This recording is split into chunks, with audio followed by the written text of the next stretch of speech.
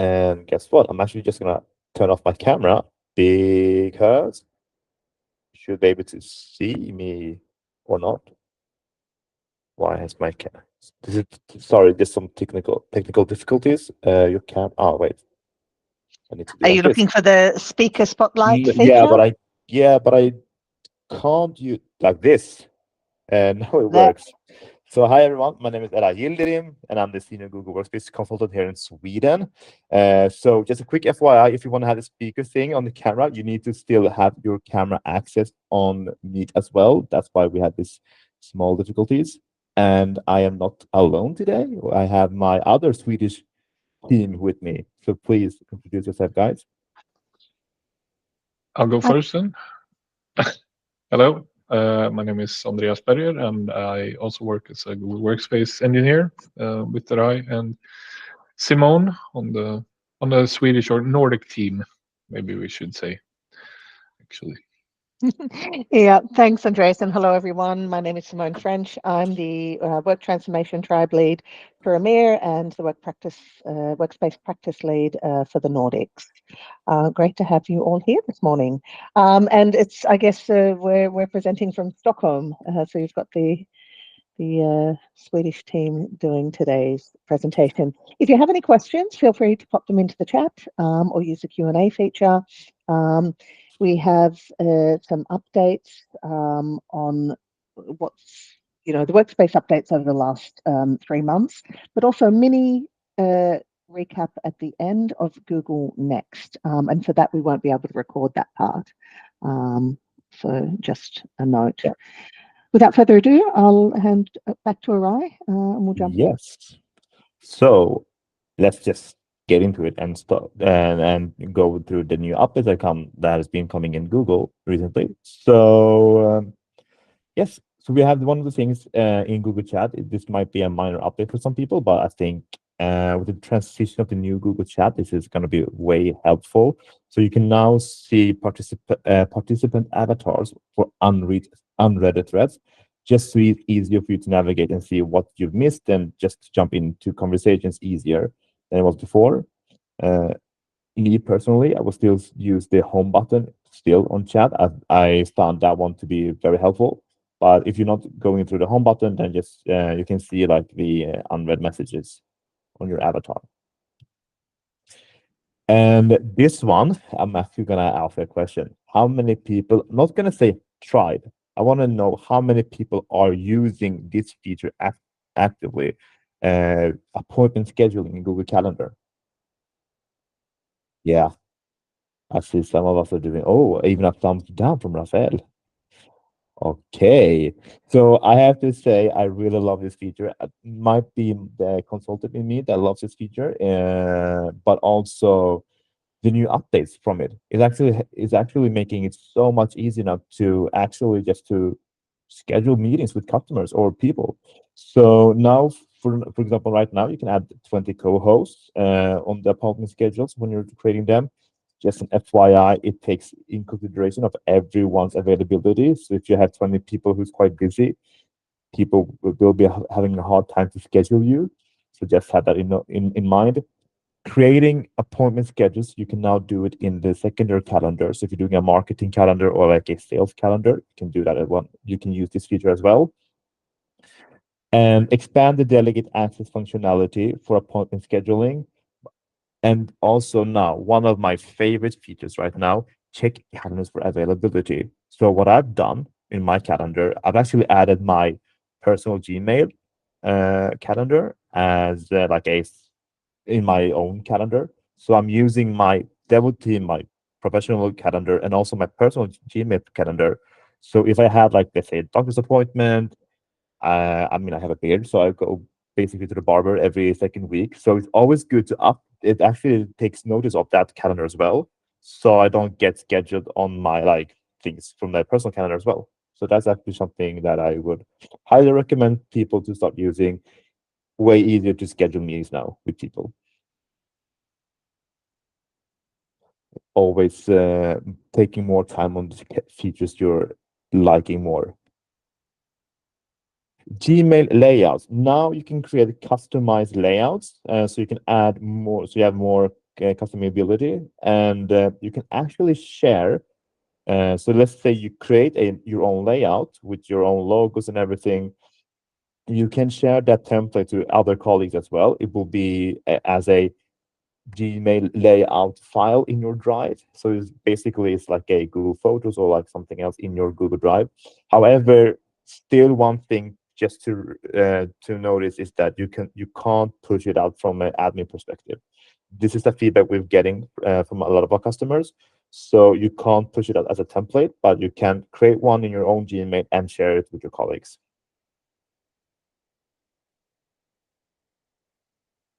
And now a very, very minor update, but it's so helpful. It's like one of those minor updates that is actually helping quite a lot.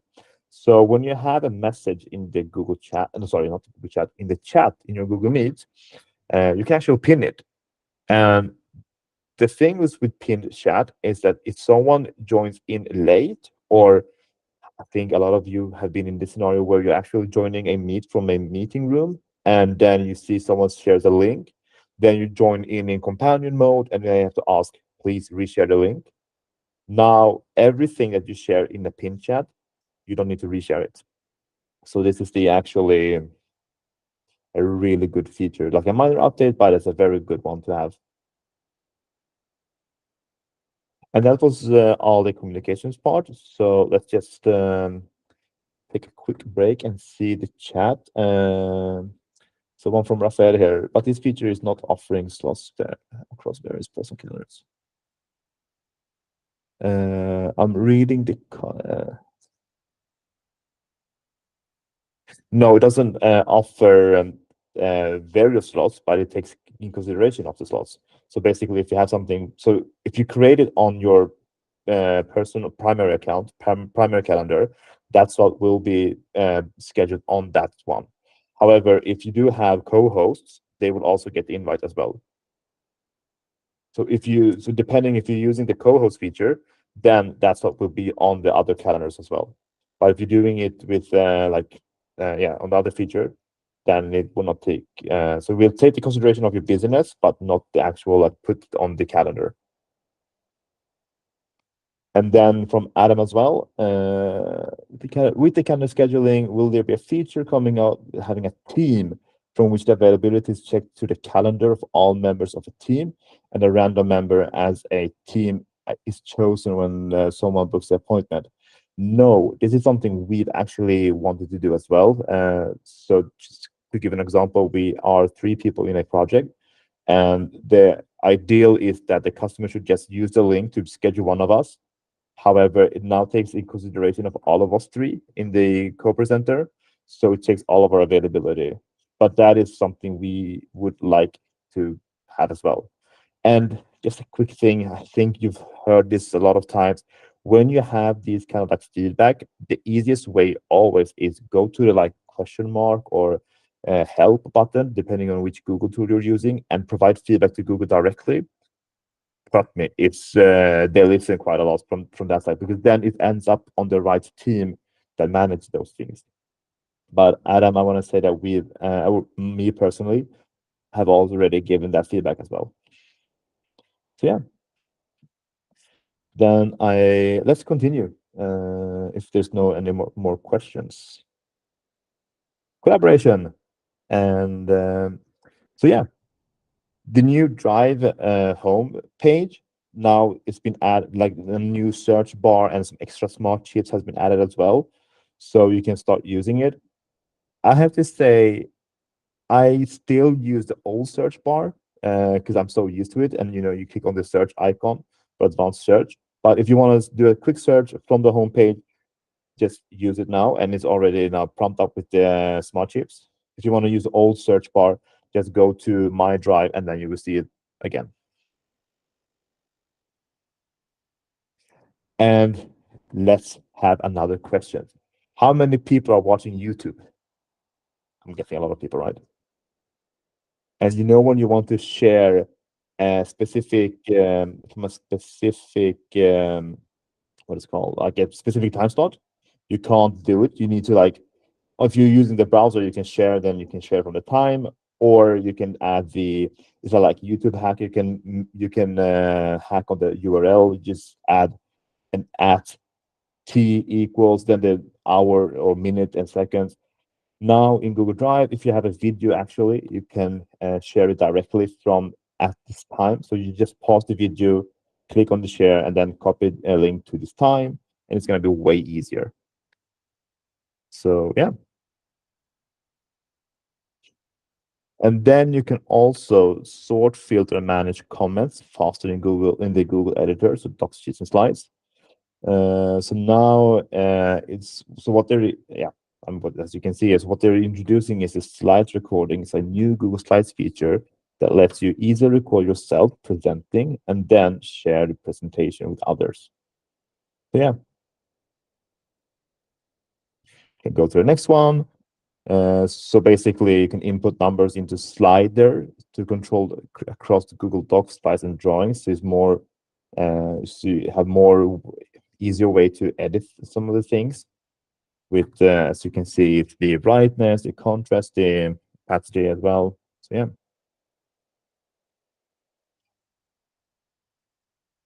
And so yeah, basically what you're seeing right now is the feature we're using right now. So you can create more immersive presentations in Google Slides. So you can have this camera thing, the speaker spotlight as it's called. So you can actually have yourself during the meet. This is something we tried out like this week, and I have to say it works well, right? I mean, you can see me here as well. So yeah. I have to say this, the only negative or downside with this is gonna be the issue we'll see today. Since I am the one who's presenting from my screen, I have Andreas and Simone as co-hosts. Unfortunately, I can't add their camera feed into the presentation. So it's a new feature. It's not 100 perfect yet, but yeah, let's just keep giving Google the feedback, and hopefully we can get this updated soon. And also it shows your background. So if you have a background on in Meet, the speaker spotlight doesn't pick that up. So we'll show your actual background. So just be mindful of where you're sitting as well. That's why you see the blurred background, because I'm not in the best meeting room we have. We call it the closet because it's well, not a technical meeting room. So yeah, and that's actually a smooth transition to actually turn off the camera and then go to admins. Cool. So then I'll be doing the admin items. So let's sorry. So the first new enhancement, and I hope most of you are using Google Chat and Spaces, and not some third-party solution. Otherwise, we can help you transition.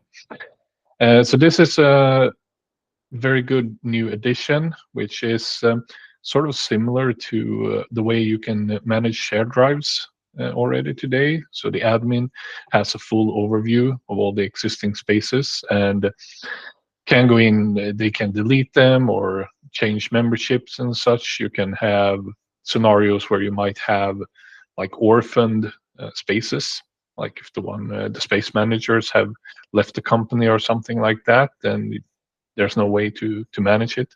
Then the admin can go in and manage those things. There's still no way, before anyone asks, to prevent the creation of spaces. That's something that's been requested, especially in the education sector. So as long as you have chat enabled, then everyone can create spaces, which means in a large organization, the list that the admin sees is going to be quite extensive. So we hope that feature will be added in the future. And also, not on this slide, but admin can also moderate reported chat content in a different view. Just a reminder. So as for chat, admin has pretty good control these days. So this is a new feature. It's in open beta, as you can see. So Google has had a migration tool built into Google Workspace before, but this is this is 2.0 if you like. And currently it only supports Google to Google. migrations and only for email data as well. But now you can actually do things like delta migrations. And you previously, if you wanted to migrate email data, you had to know the source account's IMAP, or well, the account passwords to do this. Now it uses the Gmail APIs instead, so you authenticate as a super admin in both domains, and then you can set up a transfer. So for large migrations, this is still quite limited.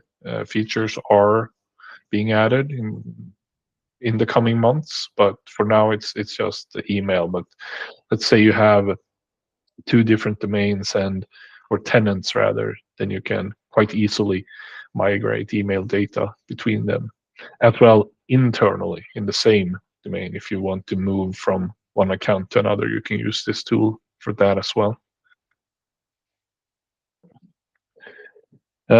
This is in beta. It's not in open beta, so you need to request this. And it's also reliant on an additional license, sadly, which is called Assured Controls add-on.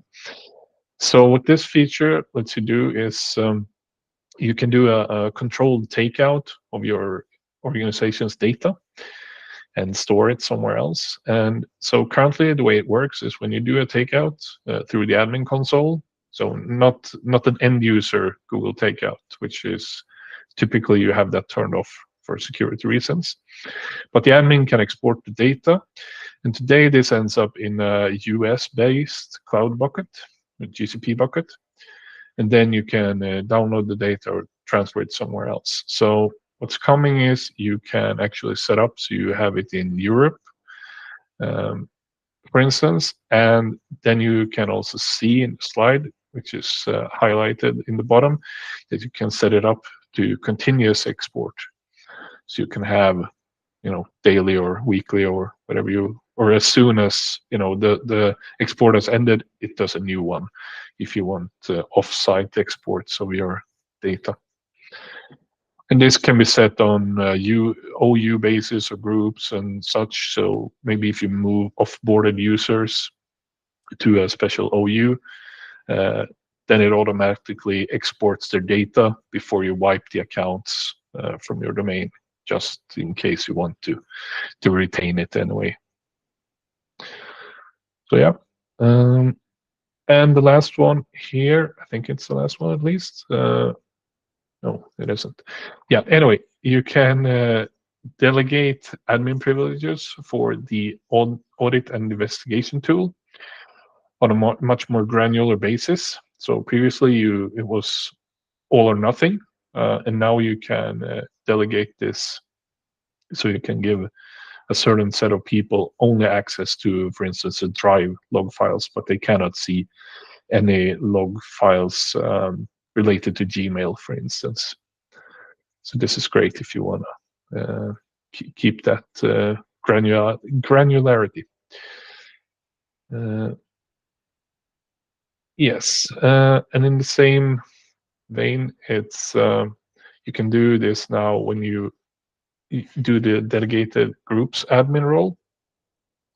So you can set it so that when you delegate groups admin access, they do not, for instance, get access to editing security groups. So if you want to have a set of people that can only modify groups that are used for mailing lists, now you can do that without being worried about them changing any groups that you've marked as security. So you set that label for that, so you know that nothing will be changed. And that was it from the admin side. Great. So maybe we can take some questions. Don't see any in the chat. Feel free to unmute yourselves as well if you have a question and ask us. Happy to answer them here or later as well. Will they be made available after the presentation? Yes, we can do that, except for the highlights from next. Absolutely. So we can share those to participants. I'm just gonna close on the recording now, just so you know. Thank you.